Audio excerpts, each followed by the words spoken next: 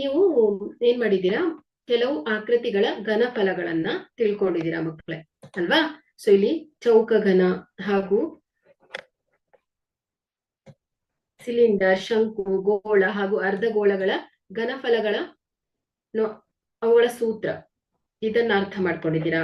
ಹಾಗೆ ಇವುಗಳ ಮೇಲ್ಮೈ ವಿಸ್ತೀರ್ಣ ಕಂಡು ಹಿಡಿಯೋದನ್ನ ಕೂಡ ನೀವು ಈ ಒಂದು ಮೇಲ್ಮೈ ವಿಸ್ತೀರ್ಣಗಳು ಹಾಗೂ ಘನಫಲಗಳು ಈ ಒಂದು ಅಧ್ಯಾಯದಲ್ಲಿ ನೀವು ತಿಳ್ಕೊಂಡಿದ್ದೀರಾ ಮಕ್ಕಳೇ. ಸೊ ಹಾಗಾದ್ರೆ ನಿಮ್ಗಿಲ್ಲಿ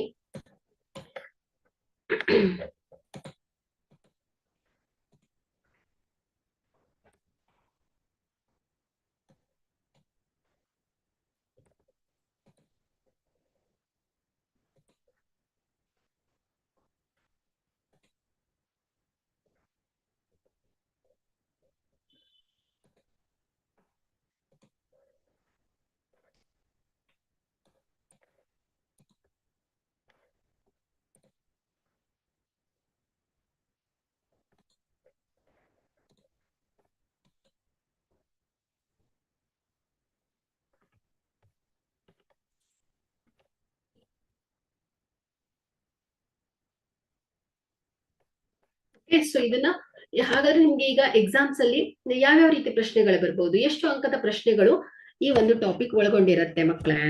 ನೋಡಿ, 1 ಅಂಕದ ಪ್ರಶ್ನೆಗಳು 2 ಇರುತ್ತೆ. ಒಂದು ಮಲ್ಟಿಪಲ್ ಚಾಯ್ಸ್ ಕ್ವಶನ್ಸ್ ಇರ್ಬೋದು ಅಥವಾ ನಿಮ್ಗೆ 1 ಅಂಕದ ಪ್ರಶ್ನೆಗಳೇ 2 ಇರ್ಬೋದು ಮಕ್ಕಳೇ. ಹಾಗೆ ಕೊನೆಯಲ್ಲಿ 5 ಅಂಕದ ಪ್ರಶ್ನೆಗಳು 1 ಇರುತ್ತೆ ಮಕ್ಕಳೇ.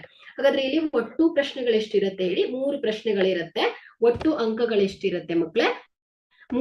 7 ಅಂಕಗಳನ್ನ ಒಳಗೊಂಡಿರುತ್ತೆ. ಸೊ ಓಕೆ, ಸೊ ಇಲ್ಲಿ ನೀವು ಒಂದಿಷ್ಟು ಆಕೃತಿಗಳ ಅಂದ್ರೆ ಚೌಕ, ಆಯತ, ಸಿಲಿಂಡರ್, ಶಂಕು, ಗೋಳ, ಅರ್ಧಗೋಳ, ಸೊ ಇವುಗಳ ಮೇಲ್ಮೈ ವಿಸ್ತೀರ್ಣಗಳನ್ನು ಕೂಡ ನೀವು ತಿಳ್ಕೊಂಡಿರ್ಬೇಕು. ಹಾಗೆ ಇವುಗಳ ಘನಫಲಗಳ ಸೂತ್ರಗಳು ಕೂಡ ನೀವು ಅಭ್ಯಾಸ ಮಾಡಿರ್ಬೇಕು ಮಕ್ಕಳೇ. ಸೊ ಹಾಗಾದ್ರೆ ಇಲ್ಲಿ ನಿಮ್ಗೆ ಯಾವ್ಯಾವ ರೀತಿಯ ಪ್ರಶ್ನೆಗಳು ಬರುತ್ತೆ ನೋಡಿ. 1 ಅಂಕದ ಪ್ರಶ್ನೆಗಳಲ್ಲಿ ಮೊದಲನೇ ಪ್ರಶ್ನೆಯನ್ನ ಗಮನಿಸಿ ಮಕ್ಕಳೇ.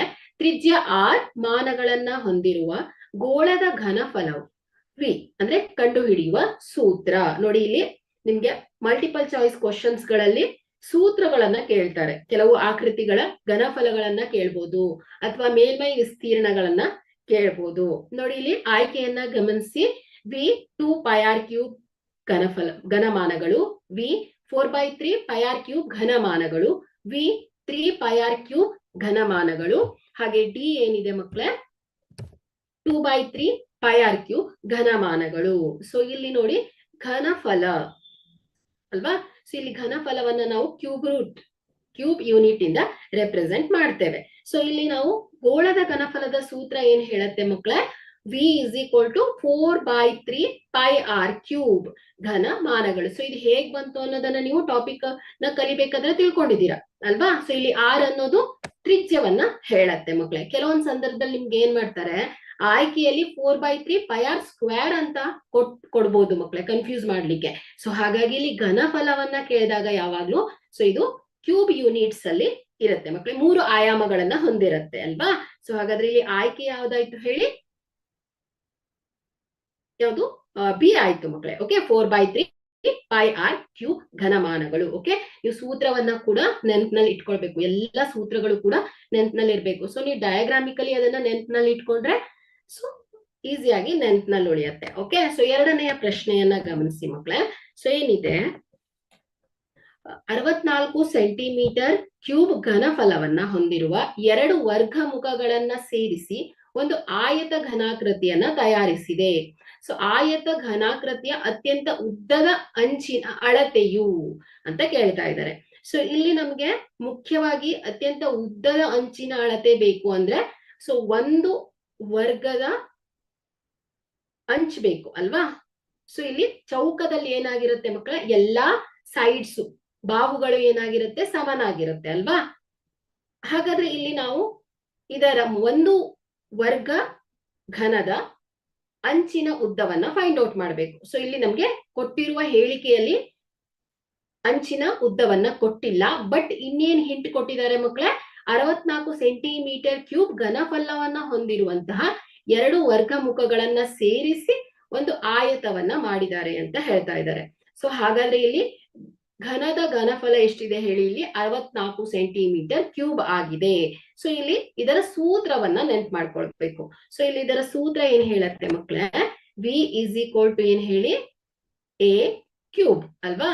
ಸೊ ಇಲ್ಲಿ ನಮಗೆ ಇದರ ಘನಫಲವನ್ನ ಕೊಟ್ಟಿದ್ದಾರೆ. ಸೊ ಹಾಗಾಗಿ ಇಲ್ಲಿ ಏನಾಗತ್ತೆ ಹೇಳಿ, a cube is equal to ಏನ್ ಹೇಳಿ, 64 ಇದರ ಘನಫಲ ಚೌಕದ್ದು ಅಲ್ವಾ.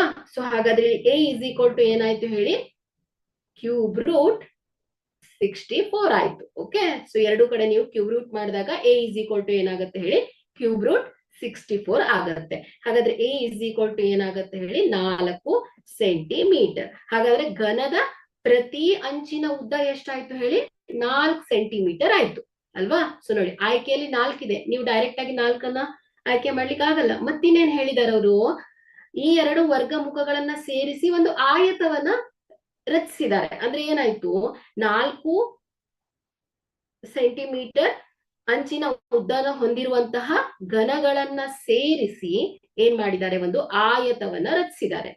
ಸೊ ಹಾಗಾದ್ರೆ ಇಲ್ಲಿ ಈ ಒಂದು ಆಯತ ಘನಾಕೃತಿಯ ಅತ್ಯಂತ ಉದ್ದದ ಅಂಚಿನ ಭಾಗವನ್ನ ಕೇಳ್ತಾ ಇದ್ದಾರೆ. ಸೊ ಹಾಗಾದ್ರೆ ಇಲ್ಲಿ ಎರಡು ಚೌಕವನ್ನ ಸೇರಿಸಿದಾಗ ಏನಾಯ್ತು, ಒಂದು ಆಯತ ಘನ ಫಾರ್ಮ್ ಆಯ್ತು. ಸೊ ಆಯತ ಆದ್ರೆ ಅದರ ಉದ್ದ ಏನಾಗತ್ತೆ ಮಕ್ಕಳೇ, 4 + 4 ಅಲ್ವಾ. ಸೊ ಒಂದು ಚೌಕಘನದ ಉದ್ದ 4 ಪ್ಲಸ್ ಇನ್ನೊಂದು ಚೌಕಘನದ ಉದ್ದ. ಸೊ ಇದು ಎರಡು ಮುಖಗಳನ್ನ ಸೇರಿಸಿದ್ದಾರೆ. ಸೊ ಹಾಗಾಗಿ ಉದ್ದ ಏನಾಗತ್ತೆ ಹೇಳಿ ಮಕ್ಕಳೇ, 4 + 4 8 ಆಗತ್ತೆ. ಸೊ ಅಗಲ ಸೇಮ್ ಇರುತ್ತೆ.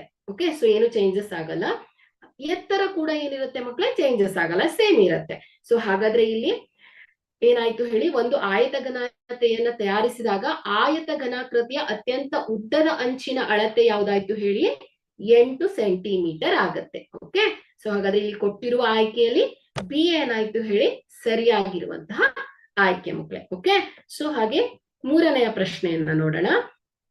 ಅಂಚಿನ ಉದ್ದ 6 ಸೆಂಟಿಮೀಟರ್ ಇರುವ ವರ್ಗ ಘನದ ಘನಫಲವನ್ನ ಕಂಡುಹಿಡಿಯಿರಿ. ಓಕೆ, ಸೊ ಇಲ್ಲಿ ವರ್ಗ ಘನದ ಘನಫಲ ಅಂದ್ರೆ ನಮ್ಗೆ ವರ್ಗದ ಘನಫಲವನ್ನ ಕಂಡುಹಿಡಿಯುವ ಸೂತ್ರವನ್ನ ನೆನ್ಪು ಮಾಡ್ಕೊಳ್ಬೇಕು. ಸೊ ಏನು, v is equal to a cube. Okay, so ಇಲ್ಲಿ ಎ ಏನಿದೆ, ಒಂದು ಅಂಚಿನ ಉದ್ದ ಎಷ್ಟಿದೆ, 6 ಸೆಂಟಿಮೀಟರ್. ಸೊ ಹಾಗಾಗಿ 6ರ ಘಾತ 3. ಸೊ ತುಂಬಾ ಈಸಿ ಇದೆ ಇದು. ಸೊ ಇಲ್ಲಿ ವಿ ಇಸ್ ಈಕ್ವಲ್ ಟು ಏನ್ ಬಂತು, 6 × 6 × 6 ಅಂದ್ರೆ ಎಷ್ಟಾಗತ್ತೆ ಹೇಳಿ, 216 ಸೆಂಟಿಮೀಟರ್ ಕ್ಯೂಬ್ ಆಗತ್ತೆ. ಓಕೆ, ಸೊ ಇದು ಇದರ ಘನಫಲ. ಸೊ ಇಲ್ಲಿ ನಿಮ್ಗೆ ಎಲ್, ಎಚ್ ಮತ್ತು ಬಿ ಅನ್ನ ಕೊಟ್ಟು ಆಯತದ ಘನಫಲವನ್ನ ಕಂಡುಹಿಡಿಯಿರಿ ಅಂತ ಕೂಡ ಕೇಳ್ತಾ ಇರ್ತಾರೆ, ಅಥವಾ ಇದರ ಮೇಲ್ಮೈ ವಿಸ್ತೀರ್ಣವನ್ನ ಕಂಡುಹಿಡಿಯಿರಿ ಅಂತ ಕೂಡ ಕೇಳ್ತಾ ಇರ್ತಾರೆ ಮಕ್ಕಳೇ. ಓಕೆ, ಸೊ ಈ ರೀತಿಯಲ್ಲೂ ಪ್ರಶ್ನೆಗಳು ಬರುತ್ತೆ. ಸೊ ನಾಲ್ಕನೆಯ ಪ್ರಶ್ನೆಯನ್ನ ನೋಡೋಣ.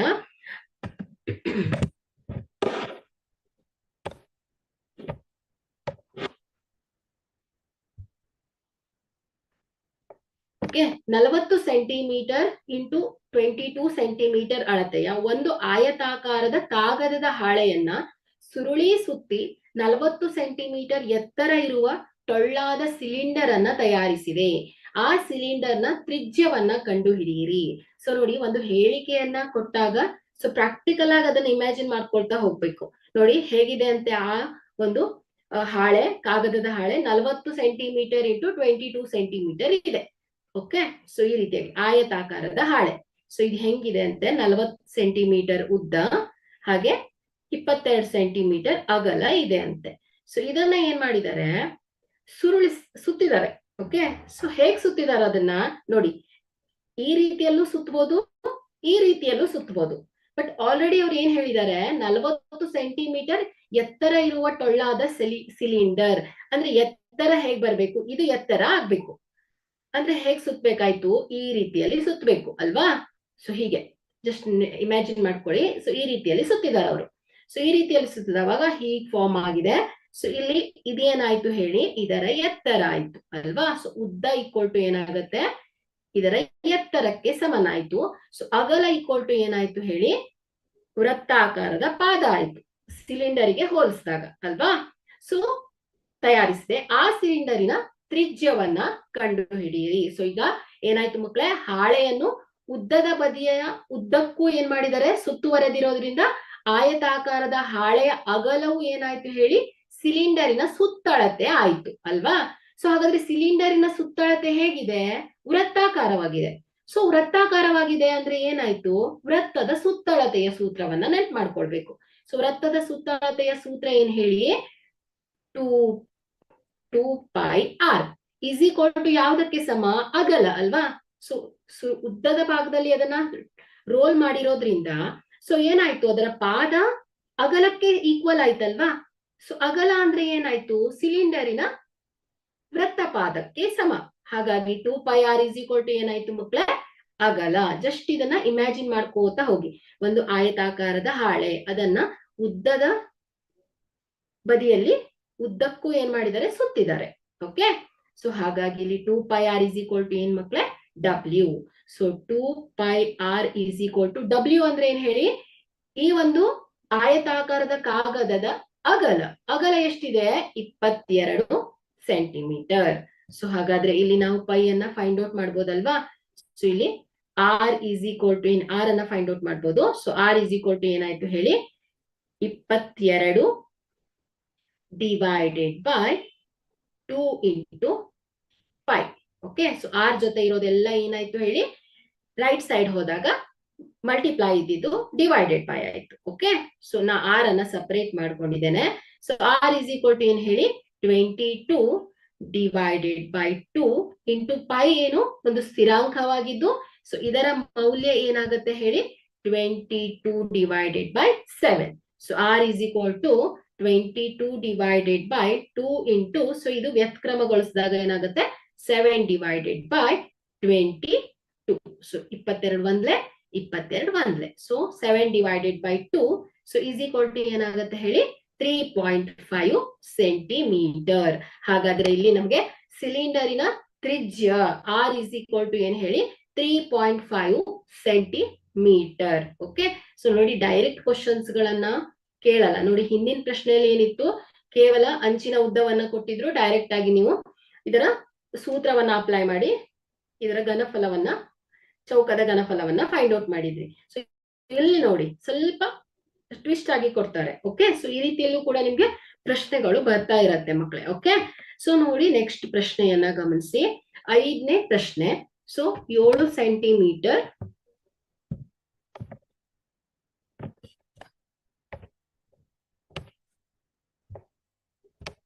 ಓಕೆ. 5ನೇ ಪ್ರಶ್ನೆಯನ್ನ ಗಮನಿಸಿ. 7 ಸೆಂಟಿಮೀಟರ್ ತ್ರಿಜ್ಯವನ್ನ ಹೊಂದಿರುವ ಗೋಳದ ಮೇಲ್ಮೈ ವಿಸ್ತೀರ್ಣ ಕಂಡುಹಿಡಿಯಿರಿ. ಓಕೆ. ಸೊ ಇಲ್ಲಿ ಮೇಲ್ಮೈ ವಿಸ್ತೀರ್ಣ ಸೂತ್ರ. ಸೊ ಇದರ ತ್ರಿಜ್ಯವನ್ನ ಕೊಟ್ಟಿದ್ದಾರೆ. So r is equal to 7 centimetre. So ಈಗ ನಿಮಗೆ ಗೋಳದ ಮೇಲ್ಮೈ ವಿಸ್ತೀರ್ಣದ ಸೂತ್ರ ಬೇಕು. ಸೊ ಗೋಳದ ಮೇಲ್ಮೈ ವಿಸ್ತೀರ್ಣದ ಸೂತ್ರ is equal to, a is equal to ಏನ್ ಹೇಳಿ, 4πr square. So is equal to 4 into pi ಒಂದು ಸ್ಥಿರಾಂಕವಾಗಿದ್ದು, ಸೊ ಇದರ ಮೌಲ್ಯ 22 ಡಿವೈಡೆಡ್ ಬೈ 7 ಇಂಟು 7 ಗುಣಿಸು 7. ಸೊ 7 ಬಂದ್ಲೆ 7 ಬಂದ್ಲೆ. ಸೊ ಇದೇನಾಯ್ತು, 22 ಗುಣಿಸು 4 88 ಗುಣಿಸು 7. ಸೊ ಈಸ್ ಈಕ್ವಲ್ ಟು ಏನಾಗುತ್ತೆ, 616 ಸೆಂಟಿಮೀಟರ್ ಸ್ಕ್ವೇರ್. ಓಕೆ. ಸೊ ಇದು ಮೇಲ್ಮೈ ವಿಸ್ತೀರ್ಣ. ಸೊ ಇದು 2 ಆಯಾಮವನ್ನ ಹೊಂದಿರುತ್ತೆ. ಸೊ ಎಕ್ಸ್ ವೈ ಆಕ್ಸಿಸ್ ಅಷ್ಟೇ ಅಲ್ವಾ. ಸೊ ಹಾಗಾಗಿ ಇದರ ಘನಫಲ ಏನಾಯ್ತು ಹೇಳಿ, 7 ಸೆಂಟಿಮೀಟರ್ ತ್ರಿಜ್ಯವನ್ನ ಹೊಂದಿರುವಂತಹ ಗೋಳದ ಮೇಲ್ಮೈ ವಿಸ್ತೀರ್ಣ ಏನಾಯ್ತು ಹೇಳಿ, 616 ಸೆಂಟಿಮೀಟರ್ ಸ್ಕ್ವೇರ್ ಆಯ್ತು. ಅದೇ 7 ಸೆಂಟಿಮೀಟರ್ ತ್ರಿಜ್ಯವನ್ನ ಹೊಂದಿರುವ ಅರ್ಧಗೋಳದ ಮೇಲ್ಮೈ ವಿಸ್ತೀರ್ಣ ಏನಾಗುತ್ತೆ ಹೇಳಿ, 3πr ಸ್ಕ್ವೇರ್ ಅಲ್ವಾ. ಸೊ ಇಲ್ಲಿ ಸೂತ್ರವನ್ನ ಹಾಕಿ, ಅದೇ ಪಾರ್ಶ್ವ ಮೇಲ್ಮೈ ವಿಸ್ತೀರ್ಣ ಆದ್ರೆ ಏನಾಗುತ್ತೆ, 2πr ಸ್ಕ್ವೇರ್ ಆಗುತ್ತೆ. ಯಾಕಂದ್ರೆ ಇಲ್ಲಿ ಪಾರ್ಶ್ವ ಅಂದ್ರೆ ಏನ್ ಹೇಳಿ, ಅರ್ಧಗೋಳವನ್ನ ತಗೊಂಡ್ರೆ ಪಾರ್ಶ್ವ ಅಂದ್ರೆ ಇದರ ಟಾಪ್ ಫೇಸಸ್ ಅನ್ನ ಬಿಟ್ಟು ವಿಸ್ತೀರ್ಣವನ್ನ ಹೇಳ್ಬೇಕು ಅಲ್ವಾ. ಸೊ ನೋಡಿ, ಈ ರೀತಿ ಇರತ್ತೆ ಅರ್ಧಗೋಳ ಅಲ್ವಾ. ಸೊ ಇದರ ಪೂರ್ಣ ಮೇಲ್ಮೈ ವಿಸ್ತೀರ್ಣ ಅಂದ್ರೆ ಏನಾಯ್ತು, 3πr ಸ್ಕ್ವೇರ್. ಸೊ ಅಂದ್ರೆ ಈ ಭಾಗ ಪ್ಲಸ್ ಈ ಭಾಗ. ಸೊ ಇದಿಷ್ಟು ಭಾಗವನ್ನ ನಾವು ನೋಡಿ, ಮೇಲ್ಮೈ ಅಂದ್ರೆ ಮೇಲ್ಮೈ ವಿಸ್ತೀರ್ಣವನ್ನ ನೀವು ನೆನಪಿನಲ್ಲಿ ಇಟ್ಕೊಳ್ಳೋದು ತುಂಬಾ ಈಸಿ. ಹೇಗೆ, ಮೇಲ್ಮೈ ಅಂದ್ರೆ ಯಾವ ಯಾವ ಭಾಗಗಳನ್ನ ಮುಟ್ಲಿಕ್ಕೆ ಸಾಧ್ಯ ಇದೆಯಲ್ವಾ, ಸೊ ಅದಷ್ಟು ಭಾಗವನ್ನ ಕೂಡಿದ್ರೆ ನಿಮಗೆ ಮೇಲ್ಮೈ ವಿಸ್ತೀರ್ಣ ಸಿಗತ್ತೆ ಮಕ್ಕಳೇ. ಓಕೆ. ಸೊ ನೋಡಿ, ಅರ್ಧಗೋಳದ ಪೂರ್ಣ ಮೇಲ್ಮೈ ವಿಸ್ತೀರ್ಣ ಅಂದ್ರೆ ಏನಾಯ್ತು, ಇದಿಷ್ಟು ಭಾಗದ ವಿಸ್ತೀರ್ಣ. ಸೊ ಈ ಭಾಗದ ವಿಸ್ತೀರ್ಣ 2πr² ಪ್ಲಸ್ ಏನಾಯ್ತು ಹೇಳಿ, ಇದರ ವಿಸ್ತೀರ್ಣ. ಸೊ ಇದು ಹೇಗಿದೆ, ವೃತ್ತಪಾದ ಪ್ಲಸ್ ಏನಾಯ್ತು ಹೇಳಿ, πr². ಸೊ ಟೋಟಲ್ ಏನಾಯ್ತು ಹೇಳಿ, 3πr². ಸೊ ಹಾಗಾದ್ರೆ ಅರ್ಧಗೋಳದ ಪೂರ್ಣ ಮೇಲ್ಮೈ ವಿಸ್ತೀರ್ಣ ಹೇಗ್ ನೆನ್ಪಿಟ್ಕೊಳ್ಬಹುದು ಹೇಳಿ, 3πr². ಅದೇ ಅರ್ಧಗೋಳದ ಪಾರ್ಶ್ವ ಮೇಲ್ಮೈ ವಿಸ್ತೀರ್ಣ ಅಂದ್ರೆ ಅದರ ಬಾಟಮ್ ಫೇಸಸ್ ಅನ್ನ ಬಿಟ್ಟು ಕೇವಲ ಇದಿಷ್ಟೇ ಭಾಗದ ವಿಸ್ತೀರ್ಣ, ಇದು 2πr² ಮಕ್ಕಳು. ಸೊ ಈ ರೀತಿಯಲ್ಲಿ ನೀವು ಒಂದೊಂದೇ ಪಾಯಿಂಟ್ಸ್ ಅನ್ನ ನೆನ್ಪು ಮಾಡ್ಕೊಳ್ತಾ ಹೋಗ್ಬೇಕು. ಓಕೆ, ಸೊ ನೆಕ್ಸ್ಟ್ ಪ್ರಶ್ನೆಗೆ ಹೋಗೋಣ. 6ನೆಯ ಪ್ರಶ್ನೆಯನ್ನ ಗಮನಿಸಿ ಮಕ್ಕಳೇ. ಒಂದು ಸಿಲಿಂಡರಿನ ಪಾದದ ಪರಿಧಿಯು 10 ಸೆಂಟಿಮೀಟರ್ ಮತ್ತು ಎತ್ತರವು 25 ಸೆಂಟಿಮೀಟರ್ ಆಗಿದೆ. ಅದರ ಪಾರ್ಶ್ವ ಮೇಲ್ಮೈ ವಿಸ್ತೀರ್ಣವನ್ನ ಕಂಡುಹಿಡಿಬೇಕು. ನೋಡಿ, ಸಿಲಿಂಡರಿನ ಪಾರ್ಶ್ವ ಮೇಲ್ಮೈ ವಿಸ್ತೀರ್ಣ ಅಂದ್ರೆ ಏನಾಯ್ತು ಮಕ್ಕಳೇ, ಸೊ ನಾವಿಲ್ಲಿ ಬಾಟಮ್ ಫೇಸು ಮತ್ತೆ ಟಾಪ್ ಫೇಸಸ್ ಅನ್ನ ಬಿಟ್ಟು ಕೇವಲ ಇದಿಷ್ಟು ಭಾಗದ ವಿಸ್ತೀರ್ಣವನ್ನ ಹೇಳ್ಬೇಕು. ಓಕೆ, ಪಾರ್ಶ್ವ ಅಂದ್ರೆ ಟಾಪ್ ಫೇಸು ಬಾಟಮ್ ಫೇಸಸ್ ಇರೋದಿಲ್ಲ. ಓಕೆ, ಓಪನ್ ಇರುತ್ತೆ. ಸೊ ಕೇವಲ ಇದಿಷ್ಟು ಭಾಗ. ಓಕೆ, ಸೊ ಹಾಗಾದ್ರೆ ಇಲ್ಲಿ ಸಿಲಿಂಡರಿನ ಪಾರ್ಶ್ವ ಮೇಲ್ಮೈ ವಿಸ್ತೀರ್ಣ ಏನ್ ಹೇಳಿ ಮಕ್ಕಳೇ, 2πrh ಅಲ್ವಾ. ಸೊ ಇಲ್ಲಿ ನಮ್ಗೆ ಆರ್ ಅನ್ನ ಸಪರೇಟ್ ಆಗಿ ಕೊಟ್ಟಿಲ್ಲ, ಕೇವಲ ಎಚ್ ಅನ್ನ ಎತ್ತರವನ್ನ ಕೊಟ್ಟಿದ್ದಾರೆ. ಹಾಗಾದ್ರೆ ಇಲ್ಲಿ ಇನ್ನೊಂದು ಅಂಶ ಗೊತ್ತಾಗ್ತಾ ಇದೆ ನಮ್ಗೆ, ಸಿಲಿಂಡರಿನ ಪಾದದ ಪರಿಧಿ. ಸೊ ಹಾಗಾದ್ರೆ ಸಿಲಿಂಡರಿನ ಪಾದದ ಪರಿಧಿ ಯಾವ ಶೇಪ್ ಅಲ್ಲಿ ಇದೆ ಮಕ್ಕಳೇ, ವೃತ್ತಾಕಾರದಲ್ಲಿದೆ. ಹಾಗಾದ್ರೆ ವೃತ್ತದ ಸುತ್ತಳತೆ ಏನು, 2πr ಅಲ್ವಾ. ಹಾಗಾಗಿ ಇಲ್ಲಿ 2πr, ಸಿಲಿಂಡರಿನ ಪಾದದ ಪರಿಧಿ ಎಷ್ಟು ಕೊಟ್ಟಿದ್ದಾರೆ ಹೇಳಿ, 10 ಸೆಂಟಿಮೀಟರ್. ಓಕೆ, ಹಾಗೆ ಎತ್ತರವನ್ನ ಕೊಟ್ಟಿದ್ದಾರೆ, ಎಷ್ಟಿದೆ, 25 ಸೆಂಟಿಮೀಟರ್. ಸೊ ಹಾಗಾದ್ರೆ ಇಲ್ಲಿ ಸಿಲಿಂಡರಿನ ಪಾರ್ಶ್ವ ಮೇಲ್ಮೈ ವಿಸ್ತೀರ್ಣ, ಸೊ ಸಿಲಿಂಡರಿನ ಪಾರ್ಶ್ವ ಮೇಲ್ಮೈ ವಿಸ್ತೀರ್ಣ ಇಸ್ ಈಕ್ವಲ್ ಟು ಏನ್ ಹೇಳಿ, 2πrh. ಸೊ ಇಲ್ಲಿ 2πr ಅಂದ್ರೆ ಏನ್ ಹೇಳಿ, ಪಾದದ ಪರಿಧಿ 2πr. ಸೊ 10 ಗುಣಿಸು ಎತ್ತರ 25. ಸೊ ಇಸ್ ಈಕ್ವಲ್ ಟು ಏನ್ ಹೇಳಿ, 250 ಸೆಂಟಿಮೀಟರ್ ಸ್ಕ್ವೇರ್. ಓಕೆ, ನೋಡಿ ಡೈರೆಕ್ಟ್ ಆಗಿ ಕೊಟ್ಟಿಲ್ಲ ಅವರು, ಆರ್ ಅನ್ನ ಕೊಟ್ಟಿಲ್ಲ, ಕೇವಲ ಎಚ್ ಅನ್ನ ಕೊಟ್ಟಿದ್ದಾರೆ. ಬಟ್ ಇಲ್ಲಿ ಸಿಲಿಂಡರಿನ ಪಾದದ ಪರಿಧಿಯನ್ನ ಕೊಟ್ಬಿಟ್ಟಿದ್ದಾರೆ, ಟೋಟಲ್ ಆಗಿ 2πr ಅನ್ನ ಕೊಟ್ಬಿಟ್ಟಿದ್ದಾರೆ. ಓಕೆ, ಸೊ ಇದು ಏನಾಯ್ತು, ಈ ಒಂದು ಸಿಲಿಂಡರಿನ ಪಾರ್ಶ್ವ ಮೇಲ್ಮೈ ವಿಸ್ತೀರ್ಣ. ಓಕೆ, ಸೊ ಮುಂದಿನ ಪ್ರಶ್ನೆಗೆ ಹೋಗೋಣ. 7ನೆಯ ಪ್ರಶ್ನೆಯನ್ನ ಗಮನಿಸಿ. ಒಂದು ಸಿಲಿಂಡರಿನ ಪಾದದ ವಿಸ್ತೀರ್ಣ 38.5 ಸೆಂಟಿಮೀಟರ್ ಸ್ಕ್ವೇರ್ ಮತ್ತು ಎತ್ತರ 10 ಸೆಂಟಿಮೀಟರ್ ಆಗಿದೆ. ಅದರ ಘನಫಲವನ್ನ ಕಂಡುಹಿಡಿಯಿರಿ. ಸೊ ಮೊದಲನೇದಾಗಿ ಇಲ್ಲಿ ಕೊಟ್ಟಿರುವ ಅಂಶ ಏನ್ ಹೇಳಿ, ಸಿಲಿಂಡರಿನ ಪಾದದ ವಿಸ್ತೀರ್ಣ. ಸೊ ಇಲ್ಲಿ ಸಿಲಿಂಡರಿನ ಪಾದದ ವಿಸ್ತೀರ್ಣ ಏನು, 38.5 ಸೆಂಟಿಮೀಟರ್ ಸ್ಕ್ವೇರ್. ಸೊ ಇಲ್ಲಿ ಸಿಲಿಂಡರಿನ ಪಾದ ಯಾವ ಆಕಾರದಲ್ಲಿದೆ, ವೃತ್ತಾಕಾರದಲ್ಲಿದೆ. ಹಾಗಾಗಿ ವೃತ್ತದ ವಿಸ್ತೀರ್ಣ ಏನು ಮಕ್ಕಳೇ, πr² ಅಲ್ವಾ. ಸೊ ಇದನ್ನ ಕೊಟ್ಟಿದ್ದಾರೆ ಅವರು, ಎಷ್ಟು, 38.5 ಸೆಂಟಿಮೀಟರ್ ಸ್ಕ್ವೇರ್ ಅಂತ. ಮತ್ತಿನ್ನೇನ್ ಕೊಟ್ಟಿದ್ದಾರೆ, ಎತ್ತರವನ್ನ ಕೊಟ್ಟಿದ್ದಾರೆ. So h is equal to ಏನ್ ಹೇಳಿ, 10 ಸೆಂಟಿಮೀಟರ್. ಹಾಗಾದರೆ ಈ ಒಂದು ಸಿಲಿಂಡರಿನ ಘನಫಲವನ್ನ ಕಂಡುಹಿಡಿಯಿರಿ. ಹಾಗಾದ್ರೆ ನಮ್ಗೆ ಸಿಲಿಂಡರಿನ ಘನಫಲದ ಸೂತ್ರ ಬೇಕು. ಸೊ ಸಿಲಿಂಡರಿನ ಘನಫಲದ ಸೂತ್ರ, ಸೊ ಸಿಲಿಂಡರ್ನ ಘನಫಲದ ಸೂತ್ರ ಇಸ್ ಈಕ್ವಲ್ ಟು ಏನ್ ಹೇಳಿ, πr²h. So is equal to πr² ಏನ್ ಹೇಳಿ, 38.5 ಗುಣಿಸು h ಎಷ್ಟಿದೆ, 10. ಸೊ ಇಸ್ ಈಕ್ವಲ್ ಟು ಎಷ್ಟಾಯ್ತು ಹೇಳಿ, 385 ಸೆಂಟಿಮೀಟರ್ ಕ್ಯೂಬ್. ಹಾಗಾದ್ರೆ ಇಲ್ಲಿ ಸಿಲಿಂಡರಿನ ಘನಫಲ ಏನಾಯ್ತು ಹೇಳಿ, 385 ಸೆಂಟಿಮೀಟರ್ ಕ್ಯೂಬ್ ಆಗಿದೆ. ಸೊ ನೋಡಿ, ಹಿಂದಿನ ಲೆಕ್ಕದಲ್ಲೂ ಕೂಡ ಏನಿತ್ತು ಹೇಳಿ, 2πr ಕೊಟ್ಟಿದ್ರು ಪಾದದ ಪರಿಧಿ, ಹಾಗೆ ಎತ್ತರವನ್ನ ಕೊಟ್ಟಿದ್ರು. ಸೊ ಇಲ್ಲಿ ಪಾರ್ಶ್ವ ಮೇಲ್ಮೈ ವಿಸ್ತೀರ್ಣದ ಸಹಾಯದಿಂದ, ಸೂತ್ರದ ಸಹಾಯದಿಂದ ಏನ್ ಮಾಡಿದ್ದೇವೆ, ಇದರ ಮೇಲ್ಮೈ ವಿಸ್ತೀರ್ಣ, ಪಾರ್ಶ್ವ ಮೇಲ್ಮೈ ವಿಸ್ತೀರ್ಣವನ್ನ ಕಂಡು ಹಿಡಿದಿದ್ದೇವೆ. ಸೊ ಇಲ್ಲೂ ಕೂಡ ಹಾಗೆ ಪಾದದ ವಿಸ್ತೀರ್ಣ, ಸಿಲಿಂಡರಿನ ಪಾದದ ವಿಸ್ತೀರ್ಣವನ್ನ ಕೊಟ್ಟಿದ್ರು. ಸೊ ಅದೇ ರೀತಿ ಎತ್ತರವನ್ನ ಕೊಟ್ಟಿದ್ರು. ಸೊ ಇಲ್ಲಿ ನಾವು ಘನಫಲದ, ಸಿಲಿಂಡರ್ನ ಘನಫಲದ ಸೂತ್ರದ ಸಹಾಯದಿಂದ ಏನ್ ಮಾಡಿದ್ದೇವೆ ಮಕ್ಕಳೇ, ಇದರ ಘನಫಲವನ್ನ ಫೈಂಡ್ ಔಟ್ ಮಾಡಿದ್ದೇವೆ. ಓಕೆ, ಸೊ ಡೈರೆಕ್ಟ್ ಆಗಿ ಕೇಳೋಕ್ಕಿಂತ ಜಾಸ್ತಿ ಏನ್ ಮಾಡ್ತಾರೆ ನೋಡಿ, ಈ ರೀತಿಯಲ್ಲೂ ಪ್ರಶ್ನೆಗಳನ್ನ ಕೇಳ್ತಾರೆ ಮಕ್ಕಳೇ. ಓಕೆ, ಸೊ ಸಿಮಿಲರ್ ಪ್ರಾಬ್ಲಮ್ಸ್ ಅನ್ನ ನೀವು ಟ್ರೈ ಮಾಡಿ. ಸೊ ಒಂದಿಷ್ಟು ಪ್ರಾಕ್ಟೀಸ್ ಮಾಡ್ತಾ ಮಾಡ್ತಾ ಹೋದಂಗೆ ಸೊ ನಿಮ್ಗೆ ಅರ್ಥ ಆಗ್ತಾ ಹೋಗುತ್ತೆ. ಸೊ ಯಾವ ರೀತಿ ಪ್ರಶ್ನೆಗಳು ಬರುತ್ತೆ, ಯಾವ ರೀತಿ ಸಾಲ್ವ್ ಮಾಡ್ಬೋದು ಅನ್ನೋದು. ಓಕೆ, ಸೊ ಆದಷ್ಟು ಗಣಿತವನ್ನ ಜಸ್ಟ್ ನೋಡಾದ್ರೂ ವರ್ಕೌಟ್ ಮಾಡ್ತಾ ಹೋಗ್ಬೇಕು ಮಕ್ಕಳೇ. ಓಕೆ, ತುಂಬಾ ನಿಮ್ಗೆ ಹೆಲ್ಪ್ ಆಗುತ್ತೆ. ಸೊ ನೆಕ್ಸ್ಟ್ ಪ್ರಶ್ನೆ ಹೋಗೋಣ. 8ನೆಯ ಪ್ರಶ್ನೆಯನ್ನ ಗಮನಿಸಿ. ಕೊಟ್ಟಿರುವ ಚಿತ್ರದಲ್ಲಿ ಆರ್ ತ್ರಿಜ್ಯ ಮತ್ತು ಎಲ್ ಓರೆ ಎತ್ತರ ಇರುವ ಒಂದು ಶಂಕುವನ್ನ ಆರ್ ತ್ರಿಜ್ಯವಿರುವ ಅರ್ಧಗೋಳದ ಮೇಲೆ ಇರಿಸಿದೆ. ಉಂಟಾದ ಘನಾಕೃತಿಯ ಪೂರ್ಣ ಮೇಲ್ಮೈ ವಿಸ್ತೀರ್ಣವನ್ನ ಕಂಡುಹಿಡಿಯಬೇಕು. ಸೊ ಹಾಗಾದ್ರೆ ಇಲ್ಲಿ ಮೊದಲನೇದಾಗಿ ಕೊಟ್ಟಿರುವ ಚಿತ್ರವನ್ನ ಗಮನಿಸಿ. ಈ ಚಿತ್ರ ಯಾವ ಯಾವ ಆಕೃತಿಗಳನ್ನ ಒಳಗೊಂಡಿದೆ ಅನ್ನೋದನ್ನ ನೋಡ್ಬೇಕು. ಸೊ ಇಲ್ಲಿ ಯಾವ ಯಾವ ಆಕೃತಿಗಳನ್ನ ಒಳಗೊಂಡಿದೆ ಮಕ್ಕಳೇ?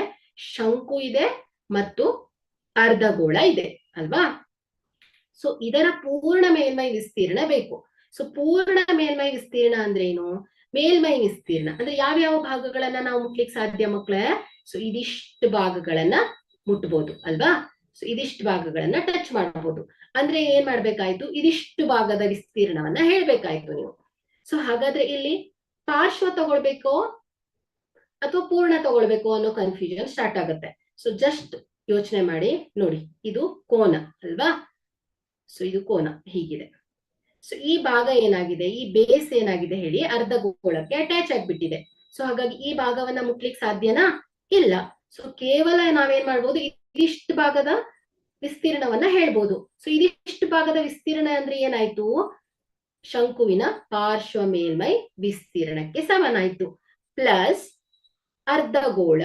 ಸೊ ಅರ್ಧಗೋಳ ಅಂದ್ರೆ ಏನಾಯ್ತು? ಇದಿಷ್ಟು ಭಾಗವನ್ನ ಮುಟ್ಬೋದು. ಯಾಕಂದ್ರೆ ಈ ಒಂದು ಅರ್ಧಗೋಳದ ಬೇಸ್ ಏನಾಗಿದೆ ಹೇಳಿ, ಕೋನಕ್ಕೆ ಅಟ್ಯಾಚ್ ಆಗ್ಬಿಟ್ಟಿದೆ.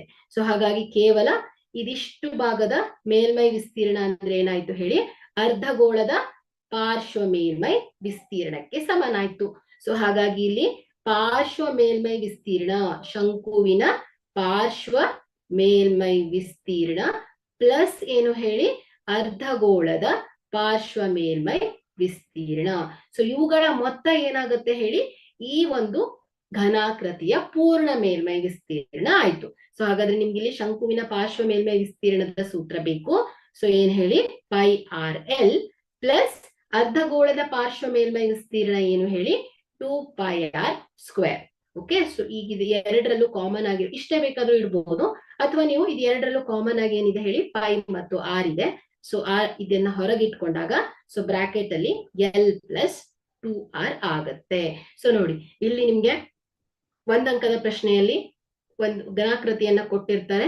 ಸೊ ಅದರ ಆಕೃತಿಗಳು ಯಾವ ಯಾವ ಆಕೃತಿಗಳನ್ನ ಒಳಗೊಂಡಿರುತ್ತೆ ಅನ್ನೋದನ್ನ ನೋಡ್ಬೇಕು. ಸೊ ಅವುಗಳ ಸೂತ್ರವನ್ನ ಬರಿಬೇಕು ಮಕ್ಕಳೇ. ಸೊ ಈ ರೀತಿಯಲ್ಲೂ ಪ್ರಶ್ನೆಗಳು ಬರುತ್ತೆ ನೋಡಿ. ಇದೇ ಆಕೃತಿಯನ್ನ ಕೊಡ್ತಾರೆ ಅಂತ ಹೇಳಕ್ ಆಗಲ್ಲ. ಸೊ ಬೇರೆ ಬೇರೆ ಆಕೃತಿಗಳು ನಿಮ್ಗೆ ಬರ್ಬೋದು. ಓಕೆ, ಘನಫಲವನ್ನ ಕಂಡು ಹಿಡಿಯಿರಿ. ಸೊ ಈ ಒಂದು ಘನಾಕೃತಿಯ ಘನಫಲದ ಸೂತ್ರವನ್ನ ಬರೆಯಿರಿ ಅಂತ ಕೇಳ್ತಾರೆ. ಓಕೆ, ಸೊ ಈ ರೀತಿಯಲ್ಲೂ ಪ್ರಶ್ನೆಗಳು ಬರುತ್ತೆ ಮಕ್ಕಳು. ಓಕೆ, ನೆಕ್ಸ್ಟ್ 9ನೇ ಪ್ರಶ್ನೆಯನ್ನ ನೋಡೋಣ.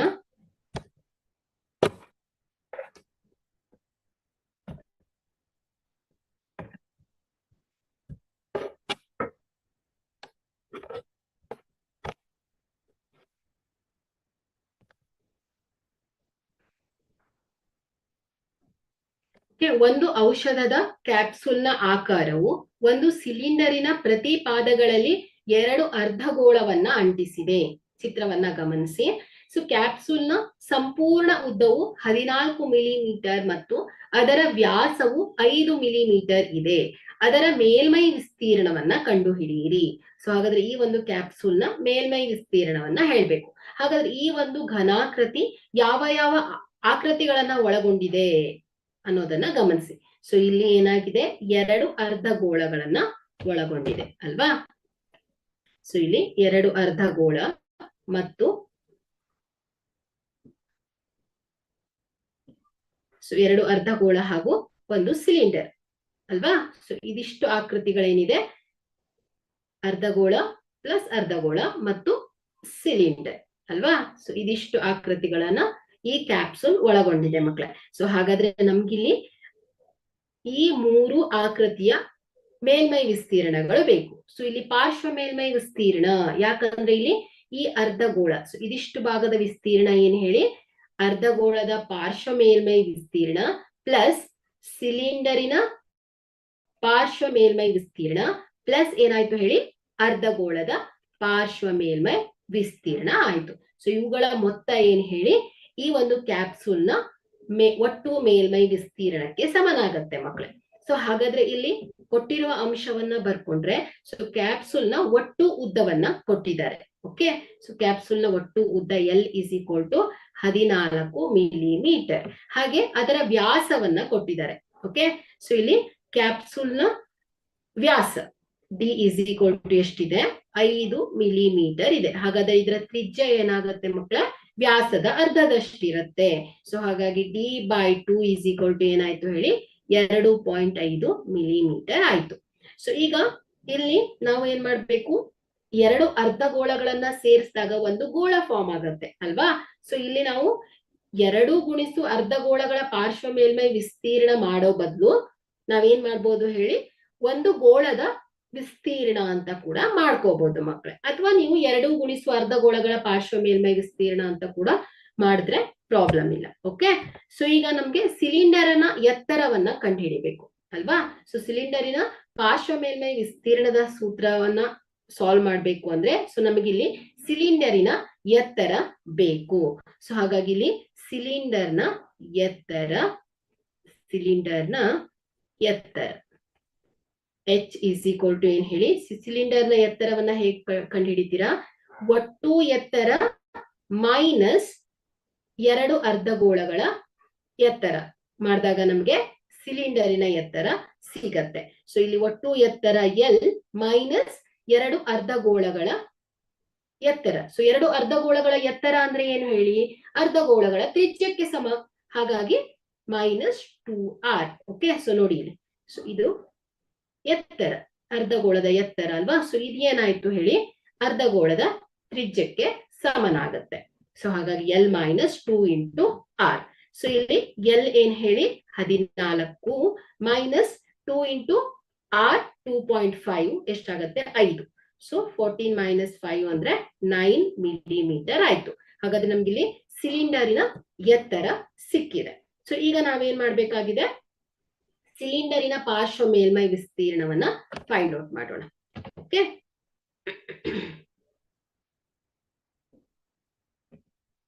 ಸೊ ಸಿಲಿಂಡರ್ನ ಪಾರ್ಶ್ವ ಮೇಲ್ಮೈ ವಿಸ್ತೀರ್ಣ ಇಸ್ ಈಕ್ವಲ್ ಟು, ಸಿಲಿಂಡರಿನ ಪಾರ್ಶ್ವ ಮೇಲ್ಮೈ ವಿಸ್ತೀರ್ಣದ ಸೂತ್ರ 2πr/h. So 2 into π into r 2.5 into h 9. So is equal to ಏನಾಯ್ತು ಹೇಳಿ, 2.5 ಇಂಟು 2 5, 5 ಇಂಟು 9 ಏನಾಗುತ್ತೆ, 45 π ಮಿಲಿಮೀಟರ್ ಸ್ಕ್ವೇರ್ ಆಯ್ತು. ಓಕೆ, ಸೊ ಅದೇ ರೀತಿಯಾಗಿ 2 ಅರ್ಧಗೋಳಗಳ ಪಾರ್ಶ್ವ ಮೇಲ್ಮೈ ವಿಸ್ತೀರ್ಣ, ಅಥವಾ ಏನ್ ಮಾಡ್ಬೋದು ಹೇಳಿ, 2 ಅರ್ಧಗೋಳಗಳನ್ನ ಸೇರಿಸಿದಾಗ ಒಂದು ಗೋಳ ಫಾರ್ಮ್ ಆಗುತ್ತೆ. ಸೊ ಹಾಗಾಗಿ ಇಲ್ಲಿ ಗೋಳದ ವಿಸ್ತೀರ್ಣ, ಹಾಗಾಗಿ ನಾ ಏನ್ ಬರೀತೇನೆ ಇಲ್ಲಿ, ಎ ಸ್ಪಿಯರ್. ಓಕೆ, ಸೊ ಗೋಳದ ವಿಸ್ತೀರ್ಣದ ಸೂತ್ರ ಏನ್ ಹೇಳಿ, 4πr ಸ್ಕ್ವೇರ್.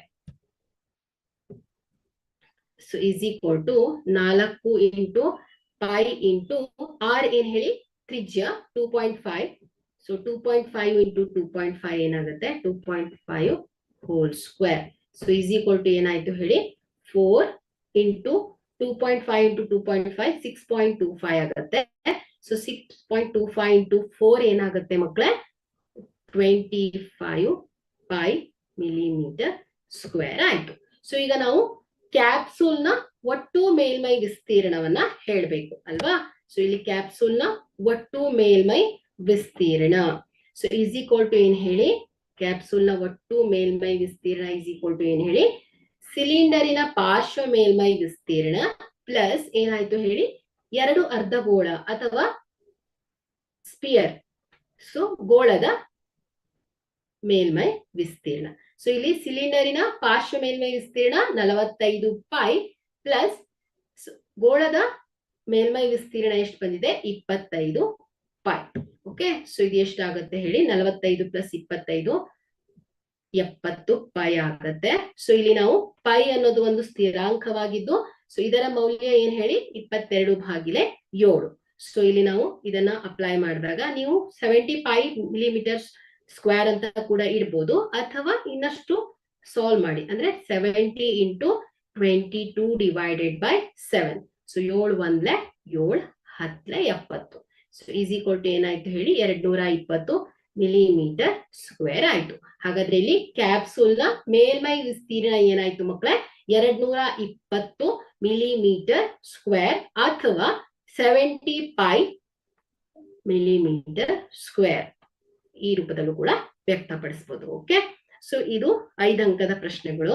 ಓಕೆ, ಸೊ ಇಲ್ಲಿ 5 ಅಂಕದ ಪ್ರಶ್ನೆಯಲ್ಲಿ ಮ್ಯಾಕ್ಸಿಮಮ್ ಆಗಿ ಆಕೃತಿಗಳ ಕಂಪೋಸಿಷನ್ಸ್, ಓಕೆ, ಕಂಪೋಸಿಟ್ ಆಕೃತಿಗಳನ್ನ ಕೊಟ್ಟಿರ್ತಾರೆ. ಓಕೆ, ಸೊ ಒಂದು ಆಕೃತಿ, ಒಂದು ಘನಾಕೃತಿ, ಅರ್ಧಗೋಳ, ಕೋನ, ಸಿಲಿಂಡರ್, ಈ 3 ಆಕೃತಿಗಳನ್ನ ಒಳಗೊಂಡಿರುವಂತಹ ಒಂದು ಘನಾಕೃತಿಯನ್ನ ಕೊಟ್ಟಿರ್ತಾರೆ. ಸೊ ಇದರ ಪೂರ್ಣ ಮೇಲ್ಮೈ ವಿಸ್ತೀರ್ಣವನ್ನ ಕಂಡುಹಿಡಿಯಿರಿ ಅಥವಾ ಇದರ ಘನಫಲವನ್ನ ಕಂಡುಹಿಡಿಯಿರಿ ಅಂತ ಕೇಳ್ತಾರೆ. ಸೊ ಕೆಲವೊಂದು ಸಂದರ್ಭದಲ್ಲಿ ಘನಫಲವನ್ನ ಮತ್ತು ಮೇಲ್ಮೈ ವಿಸ್ತೀರ್ಣ ಎರಡನ್ನೂ ಕಂಡುಹಿಡಿಲಿಕ್ಕೂ ಕೂಡ ನಿಮ್ಗೆ ಕೇಳ್ತಾ ಇರ್ತಾರೆ. ಸೊ 5 ಅಂಕದ ಪ್ರಶ್ನೆಯಲ್ಲಿ ಮಕ್ಕಳೇ. ಓಕೆ, ಸೊ ನಾವು ಇನ್ನೊಂದು 2 ಲೆಕ್ಕ ಇದೆ. ಸೊ ಅದನ್ನ ನಾನು ಏನ್ ಮಾಡ್ತೇನೆ ನೆಕ್ಸ್ಟ್ ಕ್ಲಾಸ್ ಅಲ್ಲಿ ಸಾಲ್ವ್ ಮಾಡ್ತೇನೆ ಮಕ್ಕಳೇ. ಸೊ ಇವತ್ತಿನ ಕ್ಲಾಸ್ ಅನ್ನ ನಾನು ಇಲ್ಲಿಗೆ ಎಂಡ್ ಮಾಡ್ತೇನೆ. Okay, so once again thank you all.